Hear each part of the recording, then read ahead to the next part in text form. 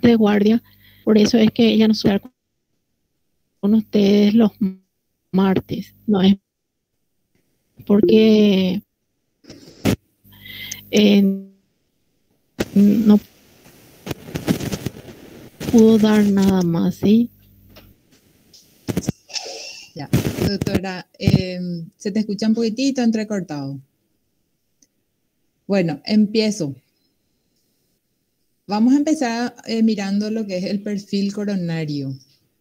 Nosotros le llamamos perfil coronario o perfil cardíaco a una serie de sustancias que al ser analizadas en el laboratorio nos van a ayudar al diagnóstico del síndrome coronario agudo. Entonces, el perfil cardíaco en el laboratorio está conformado por las enzimas cardíacas y la troponina. Y las enzimas cardíacas son la CK total, la CKMB, la LDH y la GOT. Y aparte está la troponina, que cuando ustedes hacen el pedido de perfil cardíaco o perfil coronario, tiene que estar así diferenciado, ya que la troponina no es una enzima, sino que es una proteína estructural muscular. Entonces, los marcadores cardíacos, ¿por qué se les dice marcadores cardíacos? Porque normalmente están dentro de los tejidos y se van a liberar al torrente circulatorio después del inicio de la necrosis del miocardio que ocurre durante el infarto. Entonces, lo que ocurre es que aumentan varias veces su límite superior de referencia cuando hay un infarto de miocardio. Fíjense acá la evolución en días versus los múltiplos, la cantidad de veces que aumentan cada una, y cada una va a tener una performance, una curva característica, CK total, CKMB, la GOT y la LDH. Entonces, esta primera vista de la curva de las enzimas cardíacas ya nos ayuda a ir fijando un poquitito los tiempos en los que nos pueden servir de utilidad las enzimas. Empezamos con la creatinquinasa o CK total y sus isoenzimas. Esta es la misma presentación que dio la doctora, la profe Silvia en la clase pasada. Tenemos que la CK total, tenemos como función principal que es almacenamiento de fosfato de creatina a alta energía. Y está distribuida ampliamente en los tejidos, ¿verdad? Pero la mayor actividad está en estos tres que están al principio: músculo esquelético, músculo cardíaco y tejido cerebral, ¿no? En sangre, ¿cómo vamos a encontrar normalmente? La CKMM es la más abundante. Tenemos entre un 94 a 100% de CKMM en el suero normal. La CKMB vamos a tener aproximadamente 6%. Y la CKBB, los métodos que utilizamos hasta ahora, o sea, los métodos que se utilizan para detectar las enzimas no detectan actividad de CKBB en un suero normal, en sangre. La CKMB, o sea, volviendo un poquitito a la CK total, lo que hay que hacer es un énfasis que si tengo un aumento de CK total, yo no puedo asegurar que eso sea a expensas de la CKMB, que es la cardíaca. Entonces tiene poca especificidad tisular. Pasando a la CKMB, tenemos que esta se encuentra en un 80% en el tejido muscular cardíaco. La actividad sérica aumenta de 4 a 8 horas del inicio del infarto. Se toma como inicio del infarto el inicio del dolor. Mientras haya necrosis, mientras haya muerte celular, va a haber dolor torácico. Entonces, a partir de ahí, tomamos el inicio del infarto. La actividad máxima va a tener a las 12 a 24 horas y vuelve a la normalidad a las 48 a 72 horas. Entonces, tiene una alta especificidad si se combina con los valores de troponina en tiempo adecuado. Troponina y CKMB son los marcadores predilectos porque tienen una mayor especificidad. Ahora, acuérdense que lo que medimos acá es actividad enzimática y esta puede tener falsos positivos por dos cuestiones. Primero, porque la enzima existe también en otros tejidos, ¿verdad?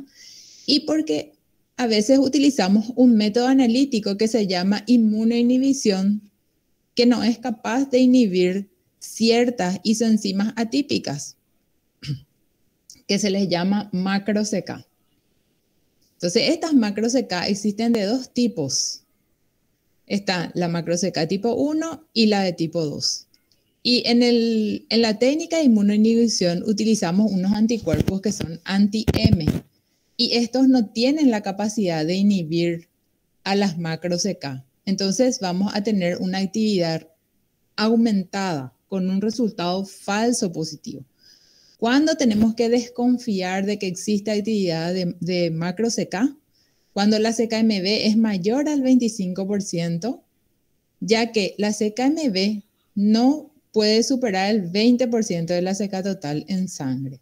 ¿Sí? Entonces, a veces encontramos valores superiores al 20% o incluso valores superiores a la CK total.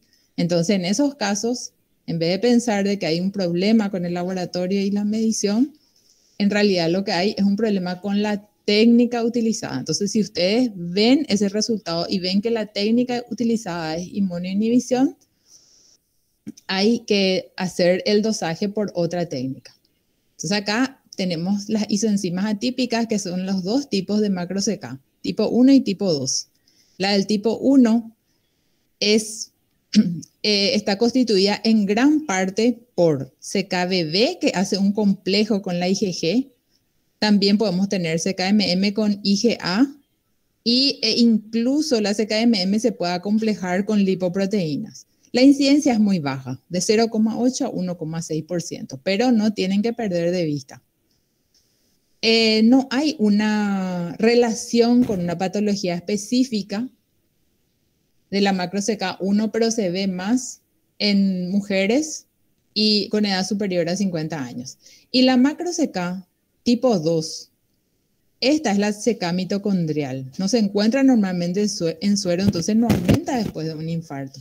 También tiene una incidencia muy baja, solo que esta indica, cuando está presente en suero, indica enfermedad grave. ¿Por qué? Porque tuvo que haber un daño tisular intenso con destrucción de la mitocondria y la pared tisular, como ocurre, por ejemplo, en los tumores malignos. ¿Ya? Tumores malignos, también cirrosis y daño hepático o cardíaco ya grave, ¿verdad? Entonces, ¿qué es lo que ocurre en esta técnica de inmunoinhibición? Fíjense, normalmente en sangre tenemos un alto porcentaje de CKMM, hasta 20% como máximo de CKMB, y la CKBB es prácticamente indetectable. Entonces, la actividad medida no viene de la CKBB. Entonces, si yo uso el método de inmunoinhibición y utilizo anticuerpos monoclonales que inhiben al monómero M, no voy a medir la CKMM. Al inhibir el monómero M de la CKMB, me queda solamente el monómero B. Entonces, mido la actividad del monómero B y como estuve midiendo solamente un monómero, voy a multiplicar esa actividad por 2 para compensar la inhibición del M, de modo a tener actividad total de CKMB. ¿Ah? Normalmente no tenemos ningún problema en hacer esta medición por esta técnica, pero el problema es que estos anticuerpos monoclonales no son capaces de inhibir la actividad de las macro-CK, ni la tipo 1 ni la tipo 2. Y es así como midiendo actividad podemos tener actividades superiores al 20% de la CK total e incluso superior a la misma CK total. Entonces, ¿cómo vamos a subsanar este problema? Porque es un problema de técnica de laboratorio. Vamos a subsanar utilizando un inmunoensayo para CKMB, que se le conoce también como CKMB masa. En este caso tenemos anticuerpos monoclonales específicos que miden la CKMB y miden la concentración de la CKMB. Entonces acá no tenemos reactividad cruzada y al medir concentración y no actividad podemos detectar la CKMB sin actividad enzimática, y eso hace que la detección sea antes, o sea, sea precoz. Podemos detectar antes que en otros métodos. Y la desventaja de esto es que tiene un mayor costo que la técnica de inmunoinhibición. La inmunoinhibición está muy extendida y es muy utilizada. La siguiente enzima es la lactato deshidrogenasa. Fue una de las primeras enzimas en utilizarse como marcador de infarto de miocardio. Acá está la curva, fíjense cómo la curva es chatita. Empieza su aumento a las 12 a 24 horas del inicio del dolor, alcanza un máximo a las 48 a 72 horas y permanece alta hasta los 10 a 15 días. O sea, es interesante porque tiene una ventana amplia que nos permite el diagnóstico, pero el problema es su baja especificidad tisular. Como está en muchos tejidos, nosotros no podemos asegurar que el aumento se deba a las isoenzimas provenientes del corazón.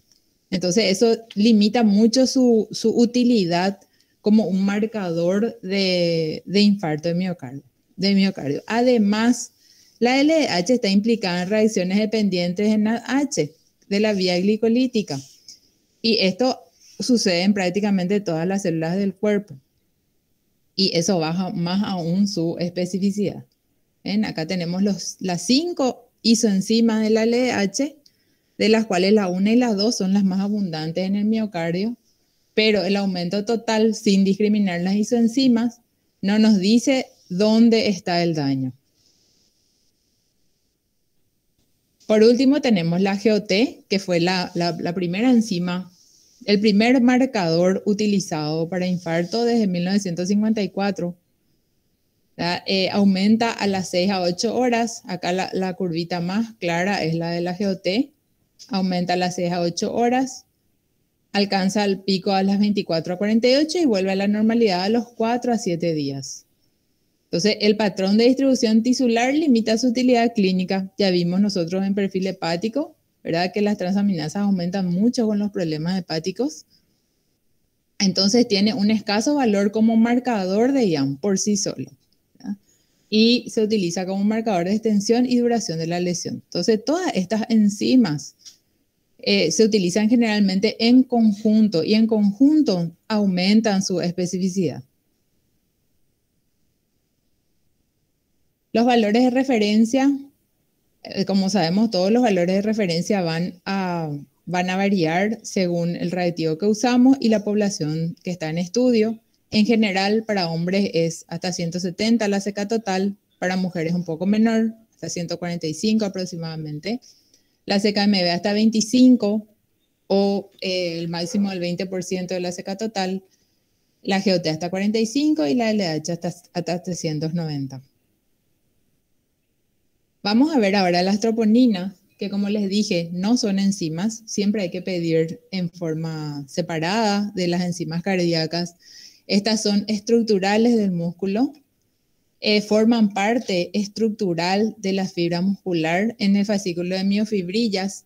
Específicamente están en los filamentos delgados, ¿verdad? Y actúan durante la contracción muscular regulando la interacción entre la cabeza de miocina, la cabeza de miocina con la cabeza de actina. Y es un complejo de 3 proteínas, que son la troponina I, la troponina T y la troponina C.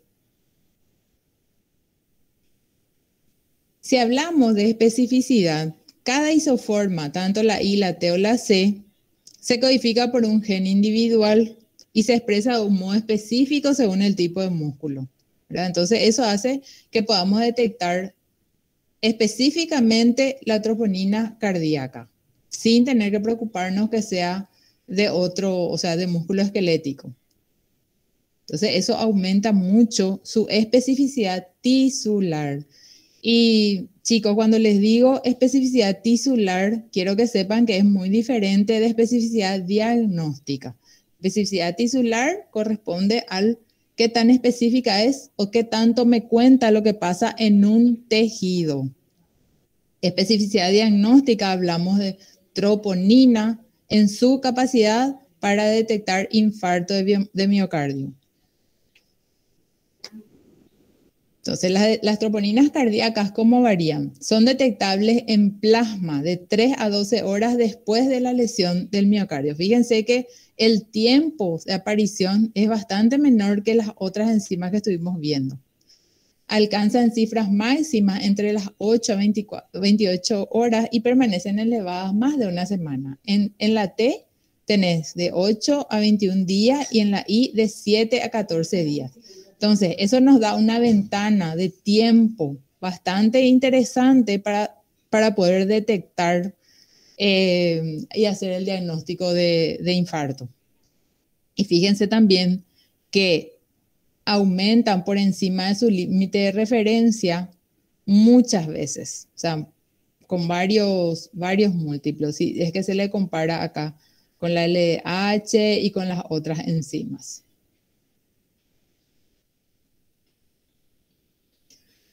Bueno, hasta ahora vimos entonces los componentes del perfil cardíaco en el laboratorio, cómo el laboratorio va a ayudar en hacer un diagnóstico de un síndrome coronario agudo, pero necesitamos entender el contexto en el cual es importante la dosificación.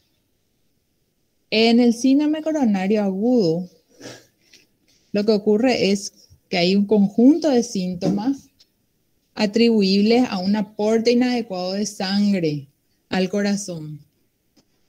Entonces, en este caso, el diagnóstico precoz es demasiado importante para el tratamiento y la preservación de todas las funciones cardíacas, porque uno de los causantes del síndrome coronario es el infarto de miocardio. Y como ustedes saben, esto, de acuerdo a la gravedad, puede llevar en poco tiempo a la muerte.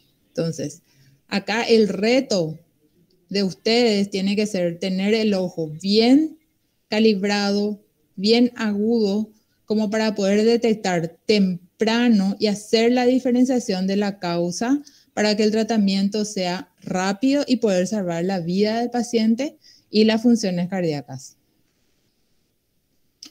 En general, su definición comprende un conjunto de entidades producidas por la erosión y rotura de una placa de ateroma que determina la formación de un trombo intracoronario causando una angina inestable, un infarto agudo de miocardio o muerte súbita, según la cantidad y duración del trombo, la existencia de circulación colateral y la presencia de vasoespasmo en el momento de la rotura. Entonces, ¿qué es lo más importante acá? ¿Cómo va a llegar al paciente? Antes que nada, tenemos que ubicarnos. Todos ustedes ahora son emergentólogos, todos están trabajando en emergencia y el paciente llega y el principal síntoma es el dolor torácico. ¿Cómo describe ese paciente el dolor? Como una presión, opresión, ardor. Es un dolor que irradia al hombro, al brazo izquierdo. Puede acompañarse de náuseas, vómitos, problemas de indigestión, dificultad respiratoria, sudoración intensa, cansancio, fatiga. Y en este punto hacemos dos paréntesis. Un paréntesis en los síntomas de las mujeres, que pueden presentarse con dolor en la clavícula, mandíbula, dolor de mandíbula, sensación de quemazón en el cuello, hay dificultad respiratoria, hay fatiga, pero el dolor torácico no es una constante, no es algo frecuente. Sí, la sensación de indigestión con los otros síntomas que les cité antes. Y el otro paréntesis es en los diabéticos, donde puede aparecer sin dolor ni otros síntomas, lo que se les llama infarto silente.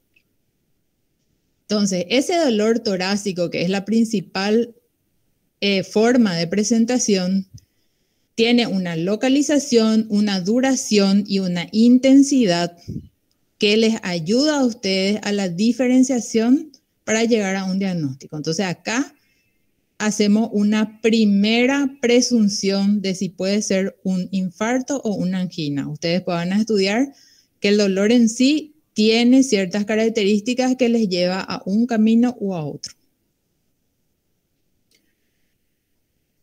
Acá tenemos las causas del dolor torácico, que pueden ser de origen cardiovascular, Acá tenemos el coronario, donde está el infarto y la angina, que es el que más rápido tenemos que diferenciar, ¿verdad? Después están los de origen respiratorio, mediastinal, parietal, psíquico y de origen digestivo. ¿Cómo se presenta el síndrome coronario? O sea, ¿por qué ocurre? Si vemos un corte transversal de la arteria, vamos a tener la luz arterial y tenés la íntima y la media. Con el tiempo se va formando una placa de ateroma que vamos a ver con detalle cuando demos el perfil lipídico. Y esto se va engrosando y va creciendo con el tiempo y ven que se forma por debajo de la íntima. Y esta es una placa estable, una placa dura que es difícil que se rompa y da lo que se llama angina estable, que tiene ciertas características, ¿verdad? Después, si se forma por encima de la íntima, la placa es una placa inestable y que es susceptible de rotura. Al romperse esa placa y en el intento de curar, el intento de arreglar esta situación, se produce agregación plaquetaria y se empieza a formar un trombo.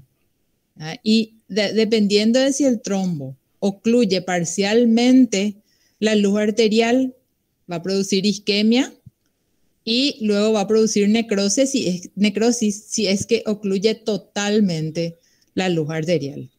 Entonces tenemos ahí la angina inestable, el infarto de miocardio sin elevación del ST y el infarto con elevación del cemento ST, que vamos a ver enseguida.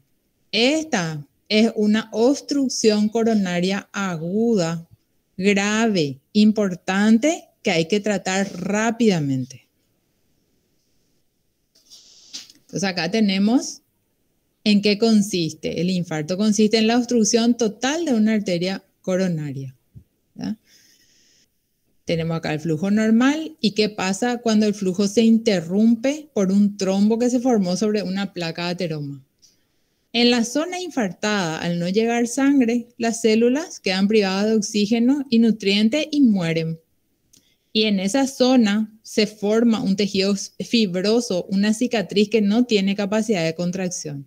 Entonces, cuanto más rápido nosotros podamos detectar lo que está ocurriendo, podemos dar el tratamiento necesario para liberar del trombo a esta arteria y que siga funcionando. Entonces, limitamos el daño y preservamos las funciones del corazón. El diagnóstico del síndrome coronario agudo se da por la historia clínica y exploración física, el electrocardiograma y los marcadores cardíacos, y se da en este orden. Primero empezamos con la historia clínica y la exploración física, donde vamos a evaluar los factores de riesgo, vamos a preguntar cuándo empezó el dolor, si es punzante, si es opresivo, dónde está localizado, qué intensidad tiene, si está en un solo punto o está irradiado hacia el brazo izquierdo, ¿verdad? Con una buena historia clínica, yo ya puedo ir viendo mi diagnóstico presuntivo. ¿Cuáles son los factores de riesgo de enfermedad coronaria que voy a evaluar en ese paciente durante la historia clínica? La hipercolesterolemia, aterosclerosis, diabetes tipo 1 y 2. El hecho de ser del sexo masculino ya de por sí es un factor de riesgo. El tabaquismo, hipertensión arterial, la historia familiar de enfermedad coronaria, las dislipidemias y antecedentes del paciente de enfermedad coronaria.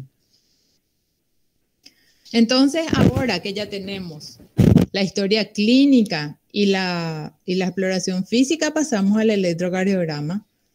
Obviamente, esto no es una clase de electrocardiograma, es solamente para ponerle en contexto de la importancia, en qué momento los marcadores de laboratorio son importantes. Vemos acá un electrocardiograma normal.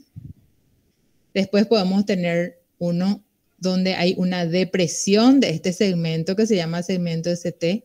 Acá hay una inversión del segmento ST, ¿sí? Y acá hay algo que se le llama supradesnivel. Ven que se forma como una montaña. Todo este segmento se levanta hacia arriba, supradesnivel del segmento ST. Entonces, tenemos el normal. Estos dos que están acá no me cuentan si es un infarto o una angina. Entonces, acá voy a estar todavía en la duda. Pero este de acá, que se llama supradesnivel del segmento ST, y otras variables del electrocardiograma que ustedes van a estudiar con detalle cuando cuando aprendan a leer un electro, me están indicando una obstrucción coronaria aguda grave, ¿sí? Entonces acá me está contando que hay una obstrucción coronaria aguda grave y que yo tengo que actuar rápidamente. En este caso, ustedes paran todo y le envían al paciente a unidad coronaria, a hemodinamia, para hacer ya rápidamente lo que se tenga que hacer para poder lograr una reperfusión, o sea, desbloquear esa arteria y que la sangre vuelva a correr por la arteria, ¿sí? ¿Es válido el laboratorio para el diagnóstico en este caso? No, no es válido. ¿Por qué? Porque yo le voy a sacar sangre al paciente, pero yo no puedo esperar a que me vengan los resultados del laboratorio para tomar una decisión terapéutica, ¿sí? Esto de por sí ya hace que tenga que actuar rápidamente. Si yo espero las 1 hora hasta que vuelva el resultado del laboratorio, en ese tiempo el paciente puede morir. Entonces es sumamente importante ese ojo, ese susto, ese ver enseguida y actuar rápido ustedes. ¿Le sacan sangre? Sí, le sacan sangre. ¿Esperan resultado? No, jamás en este caso. Entonces, la primera clasificación del síndrome coronario es en base al electro, donde me ayuda a determinar si hay un síndrome coronario sin elevación del ST o con elevación del ST. Cuando hay elevación del ST, la guía de la Sociedad Europea de Cardiología dice claramente que se debe iniciar la terapia de reperfusión lo antes posible, que se hace la extracción de sangre para marcadores séricos, pero que no se esperan los resultados para iniciar el tratamiento de reperfusión. En este caso, la troponina es el biomarcador de elección debido a su alta sensibilidad y especificidad para necrosis miocárdica. Entonces, el valor diagnóstico adicional de los marcadores cardíacos se encuentra en la valoración de pacientes que presentan síntomas inespecíficos o electrocardiogramas sin valor diagnóstico. O sea que, ¿cuándo nos van a ayudar? Acá. Acá es donde yo no sé determinar si es un infarto o es una angina.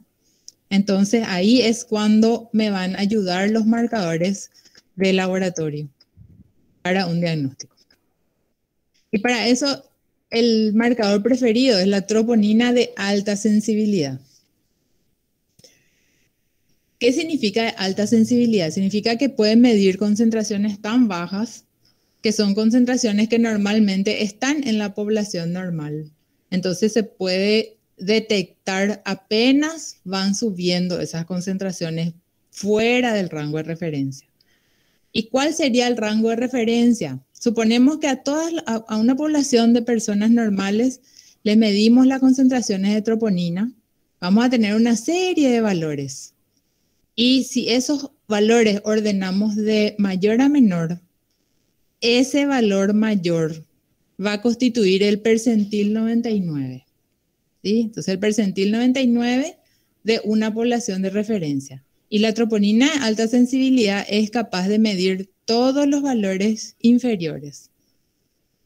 Y esta medición tiene que ser hecha con un error máximo del 10%, que eso es lo que especifica las definiciones de infarto.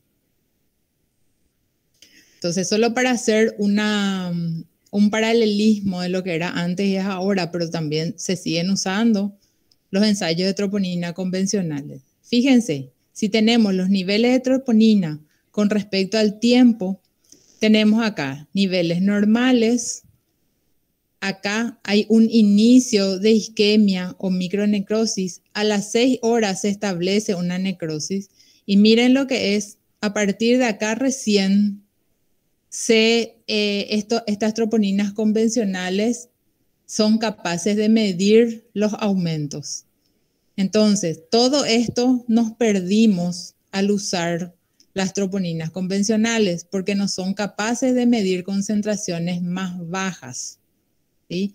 En cambio, las troponinas ultrasensibles o de alta sensibilidad, justamente esa es la característica que tienen, que pueden medir concentraciones más bajas e incluso las concentraciones normales que forman parte del percentil 99, que están dentro del rango de referencia.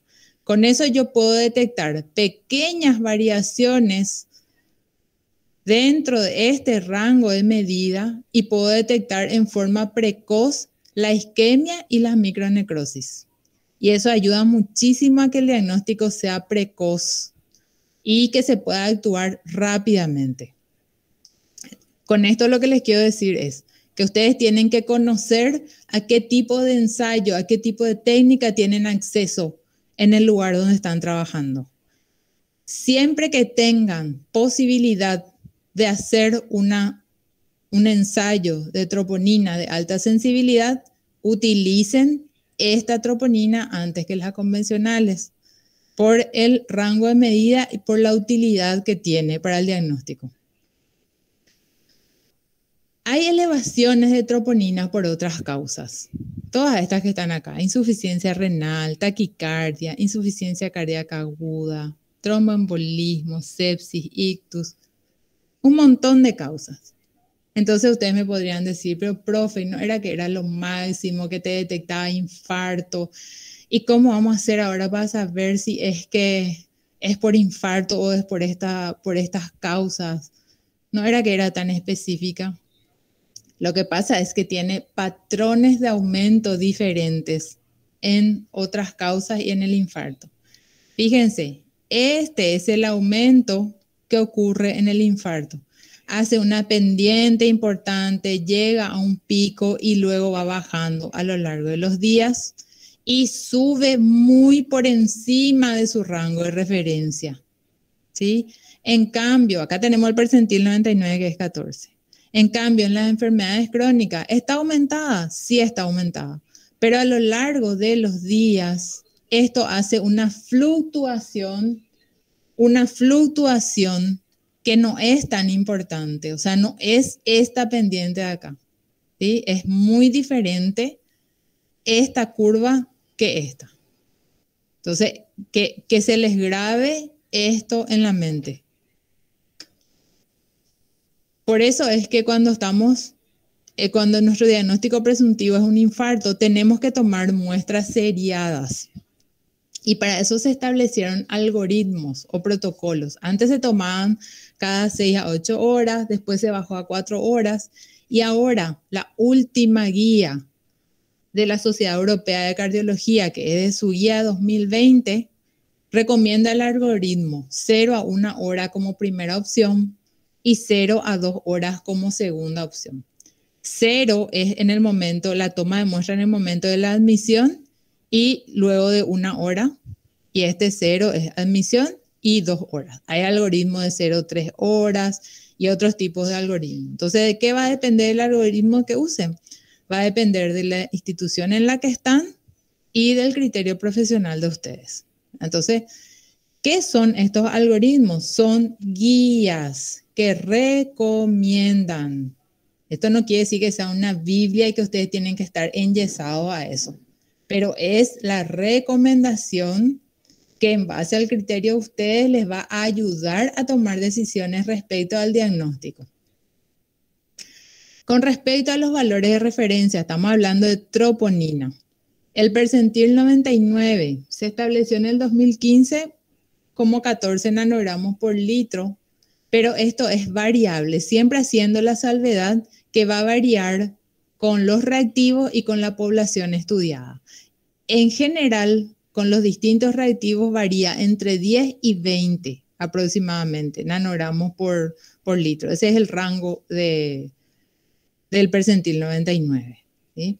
Y el delta se trata de la diferencia de valores entre intervalos de toma de muestra para esos algoritmos que les dije, de 0 a 1 hora y de 0 a 2 horas. Entonces, este es el algoritmo de la Sociedad de la Sociedad Europea de Cardiología cuando hay una sospecha de síndrome coronario agudo sin elevación del ST. Vamos a tener primero las troponinas muy baja o baja y que no haya un delta a la 1 hora, quiere decir que no hay mucho cambio a las 1 hora, se descarta infarto y se le da el alta. Si es alta y hay a las 1 hora cierto delta, se confirma y pasa a unidad coronaria, y si hay otra combinación, se le deja en observación y se interna. Pero me podrían decir, ¿pero qué significa muy baja o baja? O sea, ¿cómo yo sé qué es alto? ¿Hasta cuánto? Bueno, todo está especificado. Acá tenemos de la misma guía europea del 2020, tenemos el algoritmo de 0 a 1 hora para los distintos tipos de equipos que miden troponinas. ¿Sí? Fíjense acá, muy bajo, te da los rangos de bajo, los rangos de los delta de 1 hora, qué significa alto, y los rangos de delta para alto. En este caso vamos a mirar los ejemplos en base al Architect de Abbott, que es el equipo que usamos con la doctora Mirta en el laboratorio de emergencia de IPS. Entonces, vamos a tomar, por ejemplo, el paciente 1 en el momento de la admisión tiene 3 nanogramos por litro. Entonces, entra en el rango de muy bajo, inferior a 4, ¿sí? Me ubico acá, ¿sí? Y a las 1 hora me sale 2 nanogramos por litro. Entonces, el delta, que es 2 menos 3 menos 1, o sea, es muy bajo. Entonces, acá se descarta. Ojo, reojo, que estamos hablando solamente de valores de troponina. No estamos hablando de todos los otros factores de la clínica, los síntomas y los antecedentes. Ustedes cuando hagan la evaluación, esto es un punto más para el diagnóstico. No solamente se van a basar en esto. Bueno, acá, paciente 2, llega con 4, sería bajo, ¿verdad? O sea, nos ubicamos todavía por acá. Y a las 1 hora da 13. Y 13 menos 4 es 9. Entonces, quiere decir que vamos a dejarla acá en observación. ¿Por qué? Porque su delta, por más que la primera determinación fue baja, su delta sí ya fue más importante, ya no es inferior a 2. Entonces, tengo que seguir observando. Le voy a dejar en observación, probablemente le voy a internar, le voy a volver a hacer troponina a las 3 horas y le voy a hacer otros estudios para poder confirmar. ¿Sí? El paciente 3 llegó y en admisión ya tenía 85. Entonces es un valor alto. ¿Dónde me ubico? Acá. A las 1 hora, 95. 95 menos 85 da 10. A las 1 hora superior a 6. Entonces acá. Me ayuda ya a confirmar. Estos datos me ayudan a confirmar y el paciente tiene que ir a unidad coronaria. Ojo que estamos evaluando síndrome coronario agudo sin elevación del ST. Les vuelvo a recalcar, cuando es con elevación del ST, ni nada de algoritmo. Ya se fue. Le saqué la sangre y se fue a unidad coronaria y ya se le está tratando. La cuarta definición de infarto que está dada por la Sociedad Europea de Cardiología, el American College y la Sociedad Americana del Corazón, la AHA.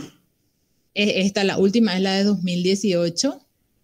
Y fíjense que dice que hay una detección de aumento o descenso de los valores. Y les repito, aumento o descenso de los valores. En ningún momento dice que un valor fuera de rango ya es diagnóstico, ¿sí? Dice aumento o descenso, o sea, me está hablando de una curva con por lo menos un valor por arriba del percentil 99. O sea, que estén dos valores dentro de rango no me excluye infarto, ¿sí? Entonces, uno que esté por arriba del percentil 99 y por lo menos uno de los siguientes: síntomas de isquemia, cambios nuevos en el electro, desarrollo de ondas Q, evidencia por imagen. O sea, que tiene que ocurrir esto y también esto para que yo haga un diagnóstico de infarto agudo de miocardio. Entonces, por último, acá teníamos nuestra primera clasificación en base al electro y la troponina cardíaca, tanto la T como la I, nos clasifica en angina inestable o infarto sin elevación del ST. Y en la angina, tanto las enzimas como la troponina o no se mueven o no aumentan o aumentan muy poquito. Y esto también es de la Sociedad Europea de Cardiología, donde es un cuadro donde habla ya de los síntomas y signos con que se presenta y qué tanta probabilidad hay de infarto. El electro, la concentración de troponina al ingreso, los cambios en la troponina a las 1, 2 o 3 horas y cuáles van a ser las decisiones de triage. Cómo eso nos va a ayudar al establecimiento de un diagnóstico. Y esto también es muy importante. Fíjense acá, el V1, esta curva más alta, nos habla de un infarto grande con elevación del segmento ST. Un infarto importante, mucho aumento de la troponina, muy por encima de su rango de referencia, ¿sí? En cambio, el V2 nos habla de un infarto más pequeño sin elevación del segmento ST, ¿sí? Fíjense cómo hace una curva más pequeñita, pero eso no le descarta como infarto. O sea, es un infarto solo que sin elevación del segmento ST, ¿sí? E incluso según los criterios estos criterios que vimos recién de infarto, puede ocurrir que la curvita empiece, por ejemplo, dentro del percentil 99, tenga un solo punto por arriba y baje, igual es un infarto.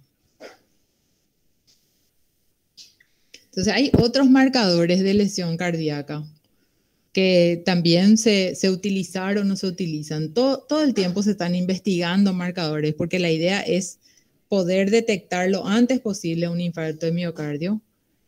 Y uno de los que más se utilizó un tiempo fue la mioglobina. Pero el problema, la mioglobina tiene un problema. Que primero la especificidad. La mioglobina es el pigmento del músculo. Sabemos que está en todo el músculo esquelético, ¿verdad? Aumenta muy temprano, pero baja muy temprano, ¿sí? Entonces la ventana que nos da para hacer un diagnóstico es muy baja. Y aparte de eso se encontró que algunos reactivos que detectan troponina ultrasensible detectan incluso antes que aumente la mioglobina. Otro de los marcadores es la proteína cardíaca de unión a ácidos grasos, que se llama HFABP. Y esta se encontró que tiene una buena correlación con la enfermedad cardíaca, pero una especificidad baja. Tiene solamente 52% de especificidad. O sea, prácticamente la mitad de los pacientes son falsos positivos. 48% tengo de falsos positivos, que hay cifras altas de esta proteína en pacientes que no están infartando. Después está la albúmina modificada por isquemia, donde se miden los cambios que ocurren en la albúmina cuando hay isquemia.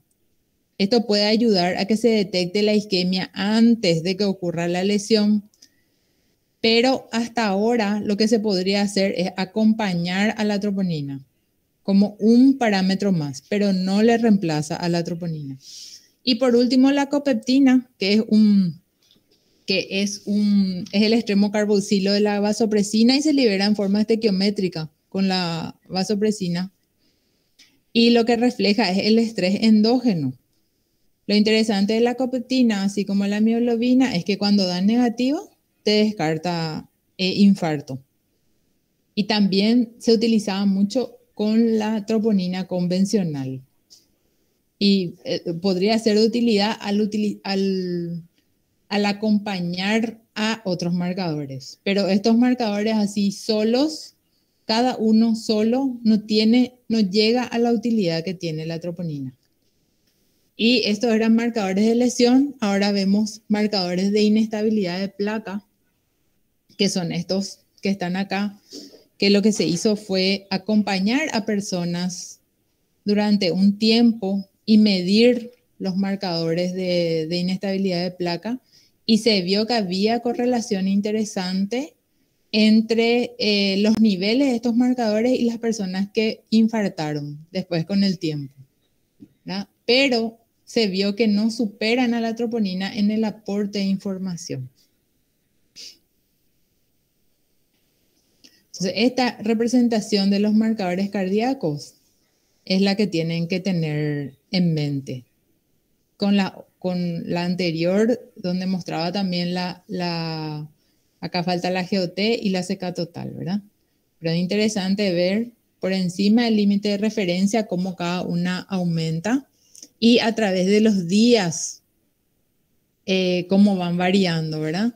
Entonces es muy diferente encontrarle a un paciente, o sea, que el paciente llegue en este momento, ¿sí? Donde voy a encontrar probablemente uno o dos parámetros nomás fuera de rango.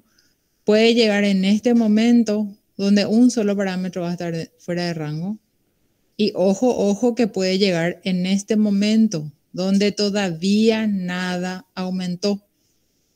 Y esto es muy importante. Jamás de los jamases pueden dejarle ir a un paciente con toda la sintomatología, pero con los marcadores cardíacos negativos, porque pueden estar en este momento donde todavía no se produjo el aumento de estos marcadores. Vamos a mirar un poquitito la insuficiencia cardíaca congestiva, porque es una de las entidades de las que tenemos que diferenciar el infarto en el momento en que el paciente acude a una unidad de urgencias, ¿verdad? Lo que ocurre es la insuficiencia ocurre cuando la cantidad de sangre que el corazón bombea no es suficiente para satisfacer las necesidades de oxígeno y nutrientes. Entonces hay un decremento de la función de bombeo y el corazón se agranda. Tiene varias causas, coronarias, obesidad, hipertensión y la enfermedad de Chagas. Acá podemos ver el tamaño de un corazón normal y acá como con el esfuerzo trata de compensar y se agranda. El paciente tiene dificultad respiratoria y tiene las extremidades generalmente edematizadas. Entonces se caracteriza por fatiga, falta de energía, problemas respiratorios, palpitaciones. Acá tenemos las extremidades con edema, ¿verdad? Falta de apetito. Y también se puede producir ascitis, la parte abdominal también se hincha. Tiene tos o sibilancias, aumento de peso y orina frecuente, generalmente a la noche. Esos son los síntomas generales.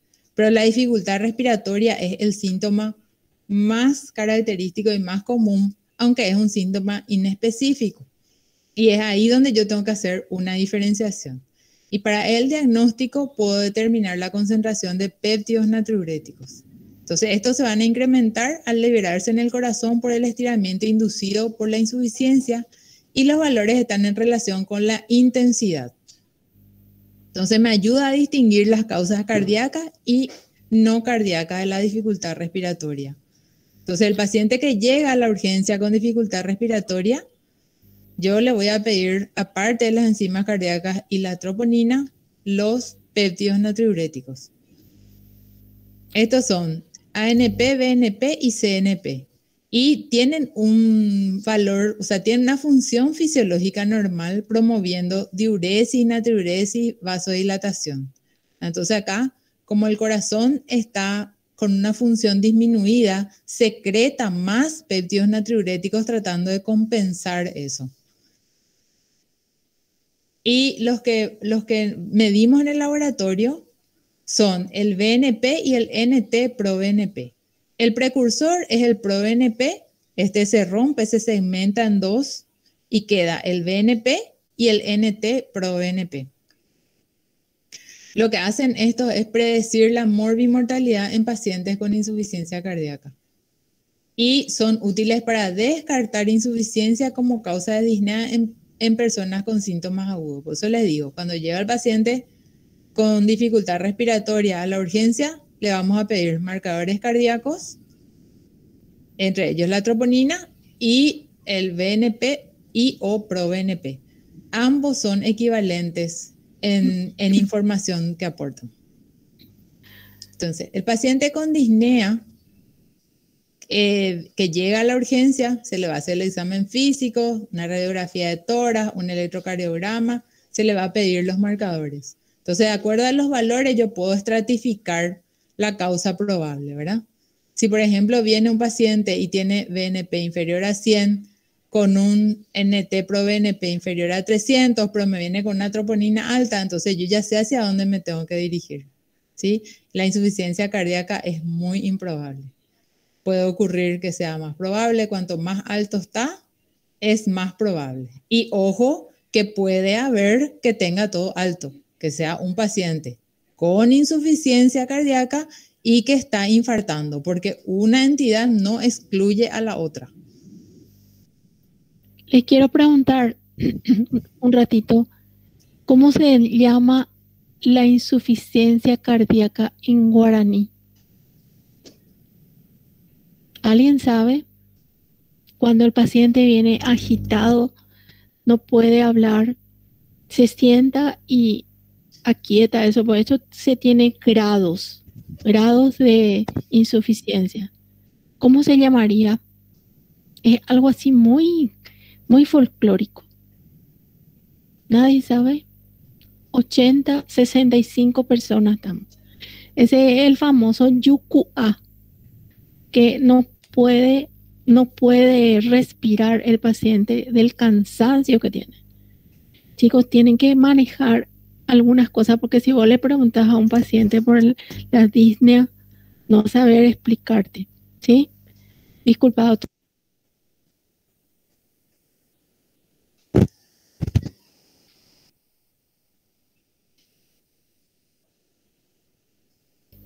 Ya está. Ah, ok. Bueno, entonces seguimos. Los péptidos natriuréticos y la troponina nos pueden ayudar en estratificar riesgo de insuficiencia cardíaca. Entonces, en este caso, la troponina no es diagnóstica, o sea, no nos va a decir si el paciente tiene o no insuficiencia cardíaca, pero nos ayuda como valor pronóstico, porque se ve que las personas que tienen aumento de troponina tienen aumento también de mortalidad. Entonces tienen alto valor predictivo de mortalidad al utilizar conjunto con valores de BNP. Bueno, ahora se sacan todos sus disfraces de emergentólogo y volvemos al consultorio. Porque vamos a ver los marcadores de riesgo de cardiopatía coronaria, que ya es el finalcito. Entonces, cuando el paciente llegó a la urgencia, ya ocurrió el evento coronario, ya está probablemente con un infarto, ya está con una insuficiencia cardíaca.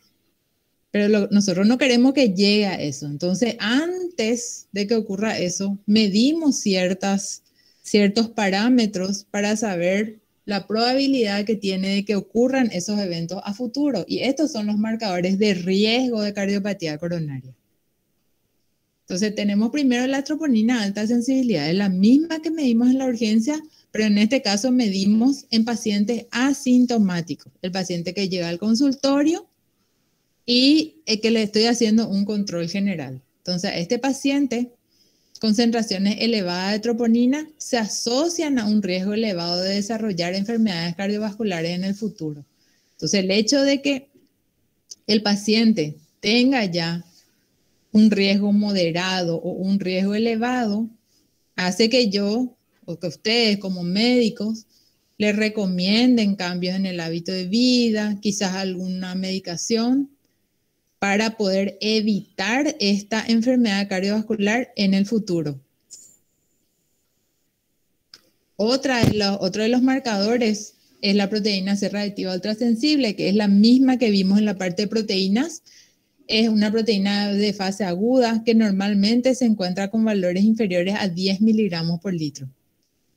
Entonces, tiene un valor pronóstico en individuos aparentemente sanos. Fíjense, ¿se acuerdan que nosotros habíamos visto en nuestro paciente que tenía dolor de garganta, tenía así 200, 300 miligramos por litro de proteína C reactiva, ¿verdad? Pero para detectar pronóstico de enfermedad cardiovascular, los valores son así, es 0,15 a 10, o sea, dentro del rango de referencia. Entonces, para eso se desarrollaron técnicas ultrasensibles. Y es muy importante que en ese momento el paciente esté sano.